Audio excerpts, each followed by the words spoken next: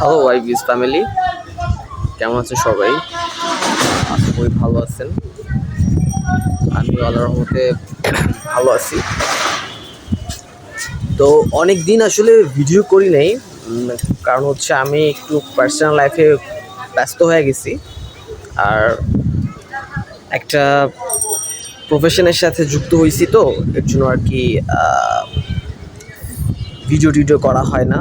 তো অনেকেই বলে যে ভিডিও কেন করতেছি না।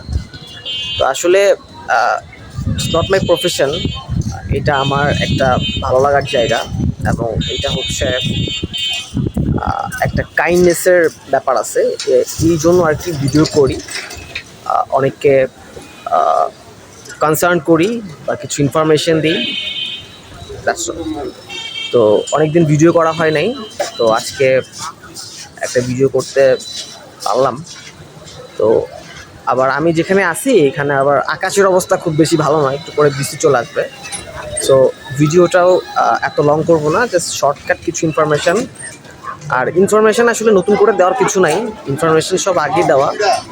তো নতুন করে একটা কথাই বলা যে আইবিএসের যে রুট কজ, আইবিএসের যে প্রস অ্যান্ড কনস, এটা টোটালটাই হচ্ছে আপনার একটা সাইকোলজিক্যাল ডিসঅর্ডার, একটা সাইকোলজিক্যাল ফ্যাক্ট। আপনি যদি আইবিএস থেকে বের হতে চান, কমপ্লিটলি হিল করতে চান, তাহলে আপনাকে অবশ্যই সাইকোলজিক্যালি ফিট হইতে হবে, এবং হচ্ছে আপনাকে মানে মোট কথা হচ্ছে আপনার পুরোটাই হচ্ছে একটা সাইকোলজিক্যাল ফ্যাক্টর। তো আপনাকে সাইকোলজিক্যালি ফিট হইতে হবে, এছাড়া আসলে আইবিএস থেকে বেরোর কোনো উপায় নাই। আর যে বিষয়গুলা বা যে কেমিক্যাল হরমোনগুলা আইবিএসের সাথে রিলেটেড, সেটা আবার একটু বলি। সেটা হচ্ছে সেরোটোনিন, তারপর হচ্ছে ডোপামিন, তারপর হচ্ছে এপিনেফ্রিন, তারপর হচ্ছে নরএপিনেফ্রিন, এন্ডোরফিনস, অক্সিটোসিন, মেলাটোনিন, এগুলোই। তো এইগুলা যদি আপনি ব্যালেন্স করতে না পারেন, এগুলার যখন আপনার নিউরোট্রান্সমিটারে ডেফিসিয়েন্সি হবে, আর এটা যতক্ষণ পর্যন্ত আপনি ব্যালেন্স করতে না পারবেন, ততক্ষণ পর্যন্ত আপনার গাটের যে গাট মাইক্রোবায়োম আছে, এগুলো ব্যালেন্স হবে না। আপনি যতই চেষ্টা করেন না কেন, হবে না অ্যাকচুয়ালি। তো আইভিএস ছাড়া অন্য রোগ যেগুলো আছে, অনেক অনেক রোগ আছে।